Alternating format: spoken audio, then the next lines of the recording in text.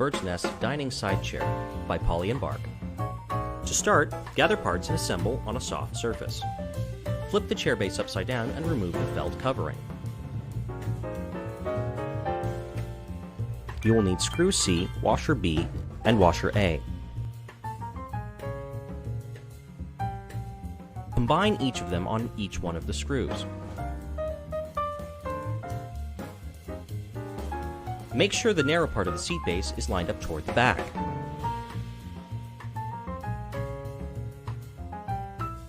Screw in the legs to the base.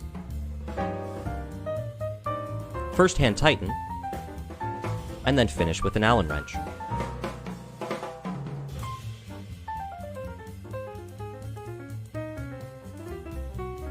You've completed the Bird's Nest Dining Side Chair, presented by Polly and Bark.